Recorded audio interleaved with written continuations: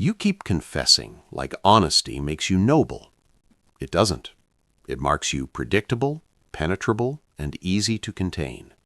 Truth in your mouth becomes a weapon against you. You were trained to confess, not by priests, not by courts, by culture.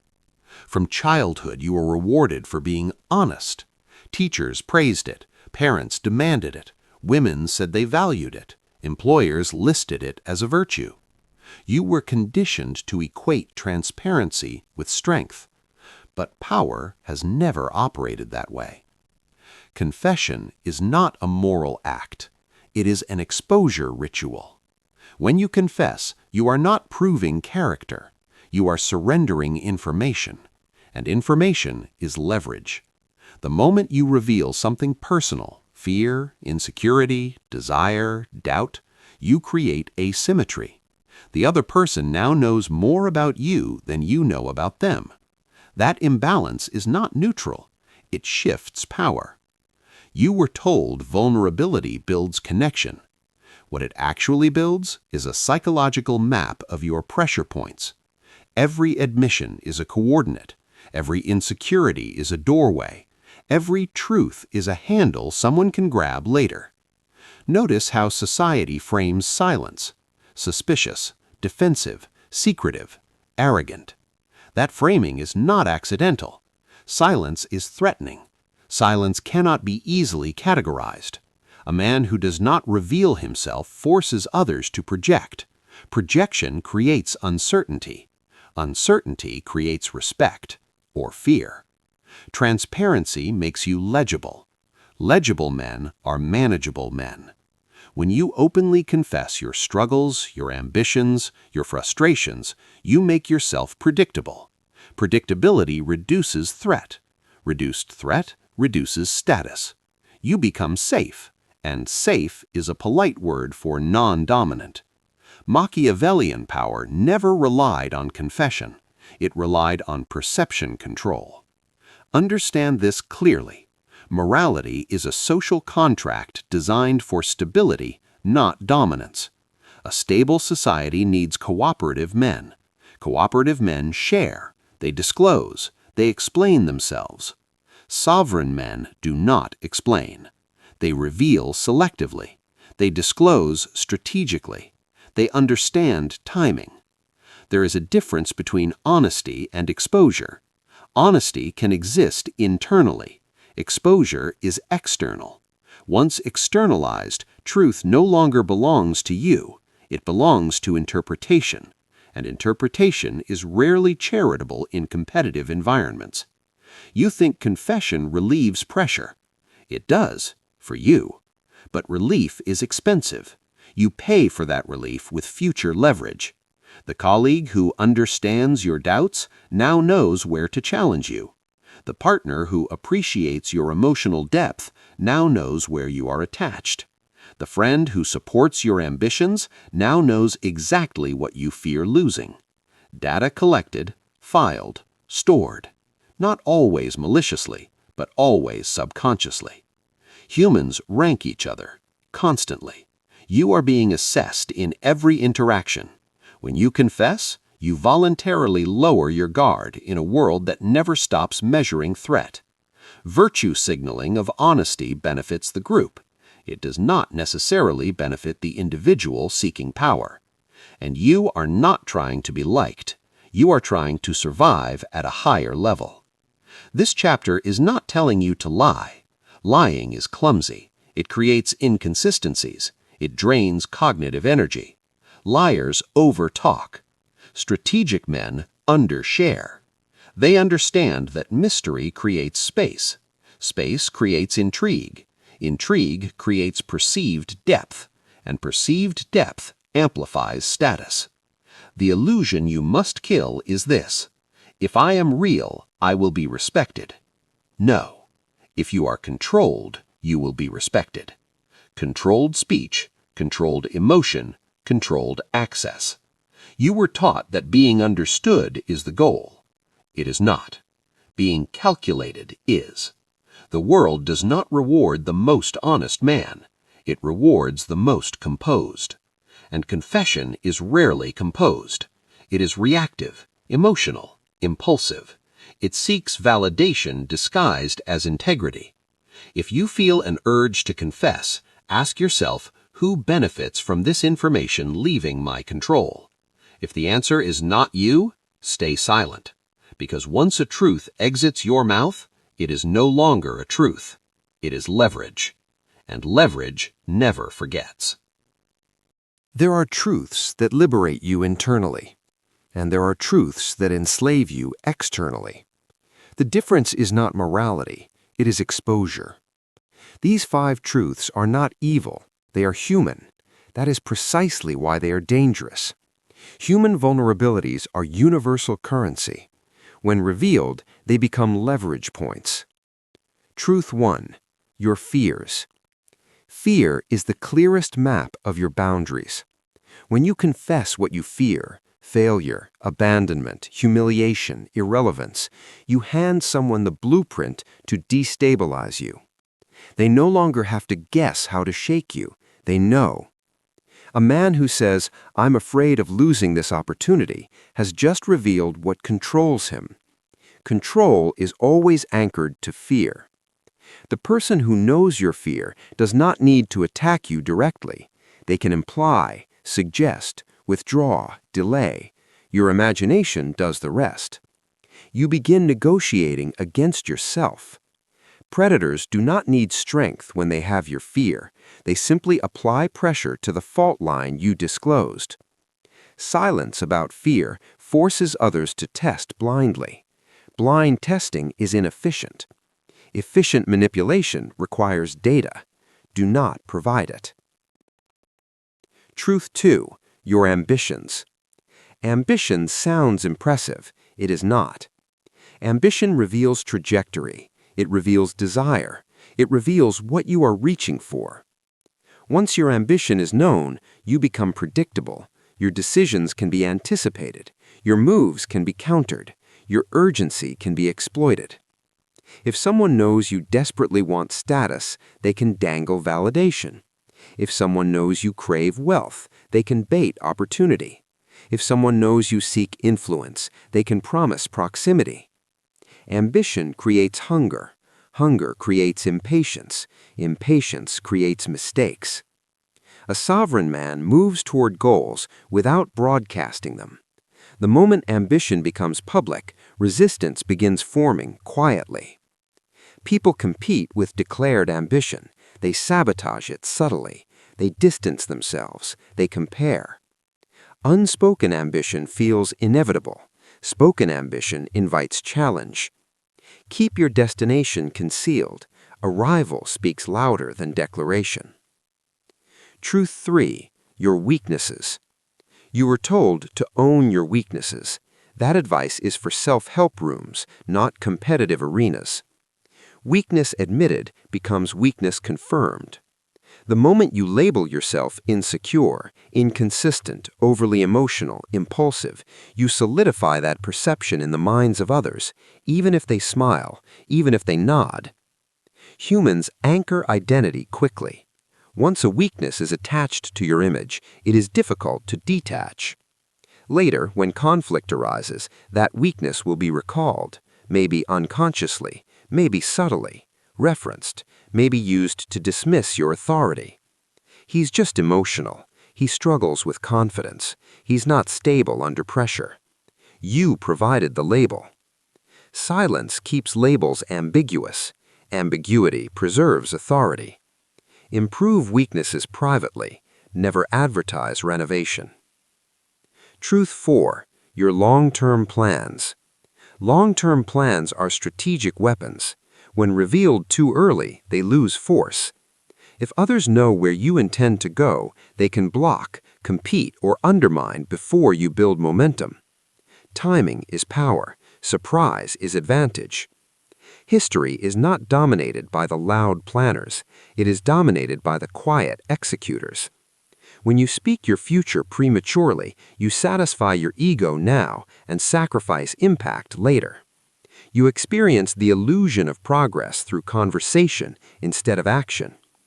Announcing plans releases psychological tension. It feels productive. It is not. Movement should be visible only when it cannot be stopped. Until then, silence. Truth 5. Your emotional attachments. Attachment is the most dangerous truth. The moment someone knows what or who you cannot lose, you have exposed your leverage point.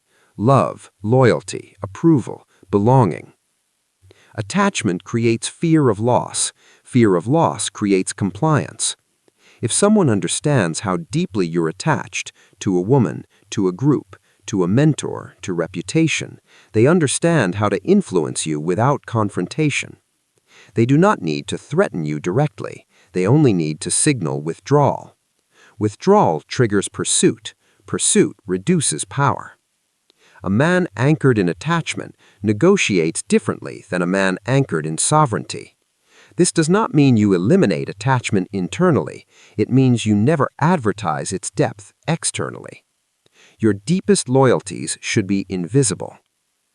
These 5 truths are not weaknesses in isolation. They become weaknesses when disclosed carelessly. The world rewards perception management, not emotional transparency. You can know yourself fully, just don't let everyone else know you fully. Mystery preserves leverage, exposure dissolves it, and once leverage dissolves, so does dominance. History does not remember the most honest men, it remembers the most strategic. Power has never been maintained through confession, it has been maintained through concealment, timing, and perception control. The rulers who survived were not the most transparent, they were the most unreadable. Study courts, empires, corporations, war rooms. The man who spoke the least often moved the most. Why? Because silence creates tension, and tension creates psychological dominance. In political courts, information was currency. Advisors competed not just with swords, but with whispers. The one who revealed too much became predictable. The predictable became disposable. Transparency in volatile environments is self-sabotage. Those who held power mastered 3 disciplines: controlled expression, strategic ambiguity, and delayed revelation. Controlled expression means your emotional state is never public property. Rage, fear, excitement, these were guarded. A ruler who visibly panicked invited rebellion. A general who revealed doubt weakened morale. Composure was not personality, it was armor. Strategic ambiguity means your intentions were never fully declared. Rivals could not prepare for what they could not clearly see. When plans were unclear, enemies hesitated. Hesitation buys time. Time compounds advantage. Delayed revelation means results appeared before explanations. Action preceded announcement. The strike came before the warning. This is not ancient behavior, it is human behavior. Observe modern power structures.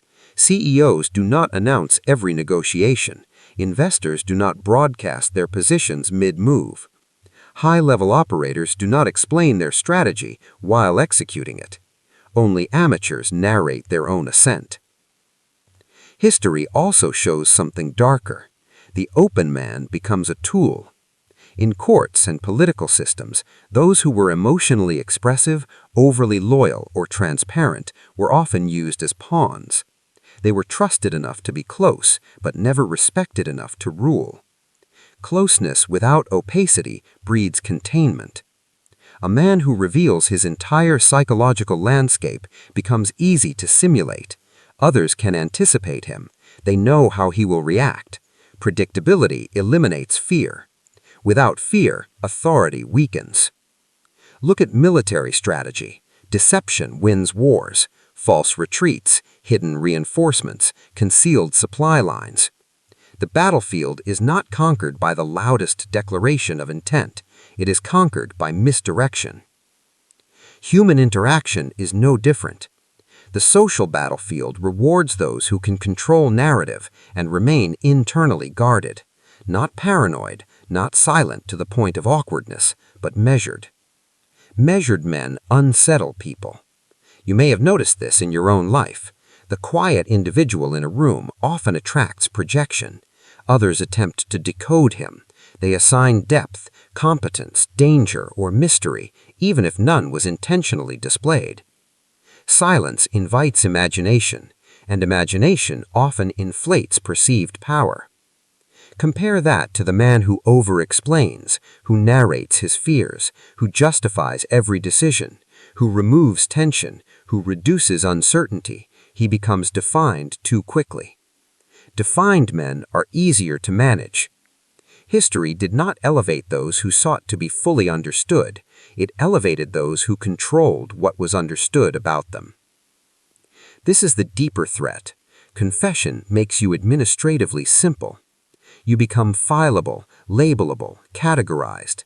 The silent strategist remains fluid, harder to categorize, harder to anticipate, harder to control. In unstable environments, opacity is survival. You were told that secrecy implies guilt. In power dynamics, secrecy implies leverage. There is a reason intelligence agencies operate in compartments. Information is distributed strictly on a need-to-know basis. The more centralized and guarded the data, the harder it is to dismantle the structure. Silence is not absence. It is positioning. Most men speak to relieve tension. They fill gaps. They explain themselves. They rush to clarify misunderstandings. They defend before being attacked. Every extra word is an unconscious attempt to reduce uncertainty. Dominant men do the opposite. They allow uncertainty to exist. Uncertainty creates psychological gravity. When you do not immediately respond, explain, or confess, others lean forward. They analyze, they speculate, they invest cognitive energy trying to decode you. The one who invests more energy is already lower in the exchange. Strategic silence is not muteness, it is calibrated restraint. It means answering the question that was asked, nothing more. It means revealing context only when necessary. It means letting others talk past the point of comfort while you remain composed. Observe negotiations. The weaker party justifies. The anxious party over-explains. The one seeking approval elaborates. The composed party pauses. Pauses create pressure. Silence forces the other person to either hold eye contact or fill the void. Most people cannot tolerate that void. They begin revealing more than intended. Silence extracts. When someone asks about your plans, respond in controlled fragments, enough to be coherent, not enough to be mapped. You are not hiding, you are pacing disclosure. Pacing is power. Control your facial expressions. Emotional leakage is verbal confession without words. Raised brows, tightened jaw, restless gestures, these betray internal state. Strategic silence includes physical discipline. Stillness unsettles. A man who does not rush to speak signals that he does not need validation. He does not need immediate resolution. He does not fear misinterpretation. Neediness talks. Security watches. Another element, selective transparency. Total opacity creates suspicion. Total transparency creates vulnerability. The middle path is surgical disclosure. Reveal controlled, neutral truths, surface-level facts that satisfy curiosity without exposing leverage. Let people feel they know you while protecting what matters. Give them chapters, not the entire book. Strategic silence also requires emotional detachment from being misunderstood. When someone misreads you, resist the reflex to correct instantly. Clarification can wait. Sometimes misperception benefits you. Let others underestimate. Let them assume. Underestimation lowers their guard. Correction should serve your position, not your ego. Most men speak to defend ego. Powerful men speak to advance position. Silence also changes how you are treated in groups. The loudest voice often commands attention briefly. The measured voice commands anticipation. When you rarely speak, your words carry density. Scarcity amplifies impact. If you speak constantly, you dilute weight. Volume is not authority. Restraint is. Strategic silence is especially critical around emotional triggers. When criticized, do not counter immediately. When provoked, do not react instantly. Reaction gives away your internal wiring. Non-reaction forces recalibration from the other side. If someone cannot move you emotionally, they cannot control you strategically. Remember this, people test boundaries through subtle pressure. A joke at your expense, a dismissive tone, a probing question. If you rush to respond defensively, you confirm sensitivity. If you pause, look, and respond minimally or not at all, you create ambiguity. Ambiguity makes them reconsider escalation. Silence is a mirror. It reflects discomfort back to the sender. The discipline required here is internal. You must kill the urge to narrate your thoughts, kill the impulse to prove your depth, kill the reflex to seek agreement. Agreement is social comfort. Silence is strategic positioning. Begin practicing controlled responses. Shorter answers, longer pauses, neutral tone, direct eye contact. No nervous laughter, no defensive monologues, no emotional spillover. You are not withdrawing from the world, you are narrowing access. Access is privilege. Privilege is power. When your words become measured, your presence becomes heavier. When your reactions become controlled, your leverage increases. When your internal world is no longer publicly accessible, your position stabilizes. You do not need to dominate conversations. You need to control exposure. And the man who controls exposure controls the frame. Your final weakness is not fear. It is the need to be understood. You want people to get you, to see your intentions, to recognize your depth, to validate your struggle. That desire feels human. It feels reasonable. It is also the leash around your neck. The moment you need to be understood, you start explaining. When you start explaining, you start revealing. When you start revealing, you surrender leverage. This need is subtle. It hides behind phrases like, "let me clarify," or "that's not what I meant."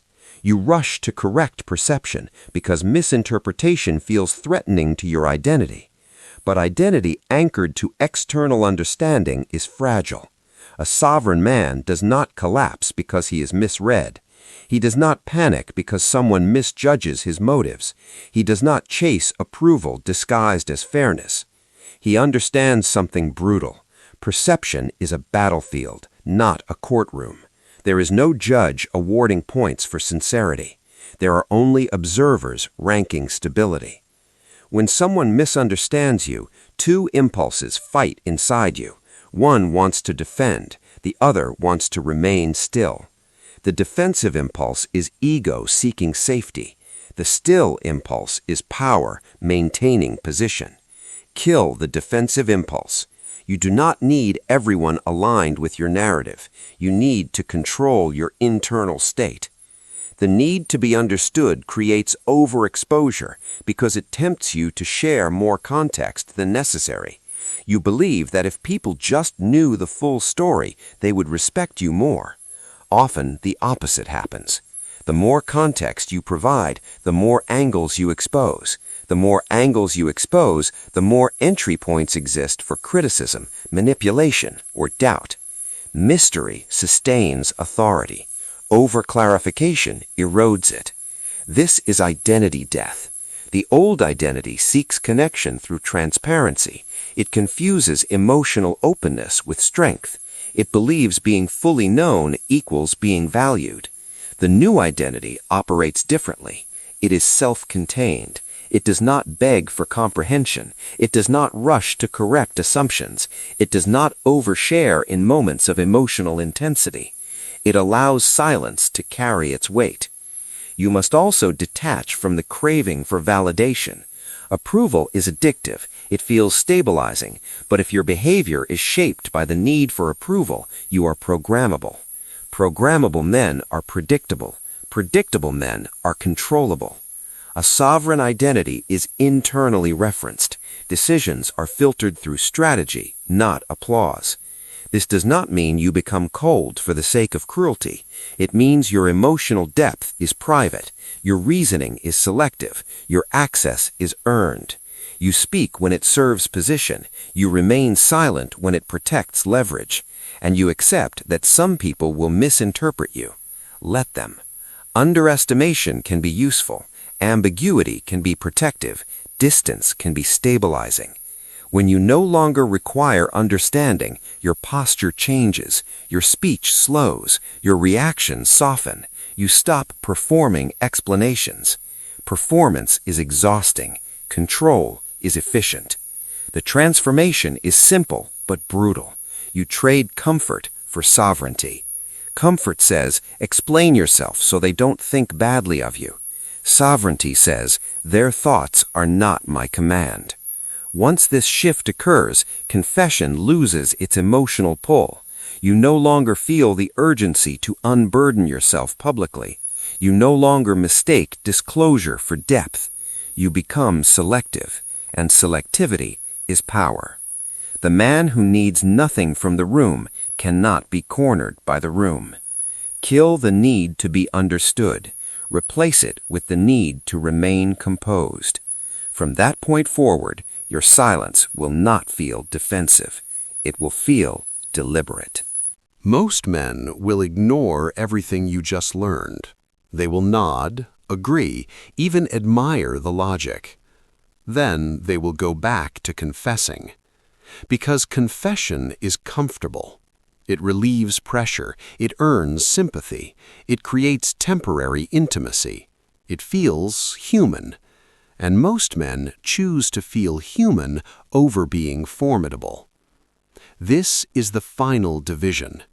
There are men who seek relief, and there are men who seek leverage. Relief is immediate. Leverage is long-term.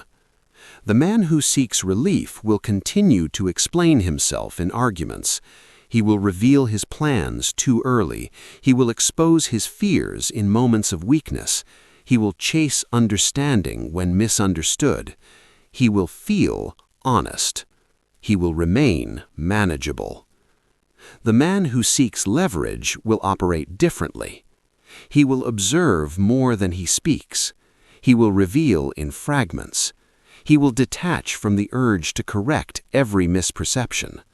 He will guard his fears, conceal his attachments, and move in silence. He will feel tension. He will gain position. This is not about paranoia. It is about selection. The world unconsciously filters men. Those who broadcast vulnerability recklessly are categorized as safe. Those who control access are categorized as stable, dangerous, or powerful. Dangerous does not mean violent. It means unpredictable. Unpredictable men cannot be easily cornered. They cannot be easily manipulated. They cannot be easily read. That alone elevates status. From this point forward, every conversation becomes a test. When someone asks about your weaknesses, will you disclose or deflect? When someone probes your plans, will you announce or obscure?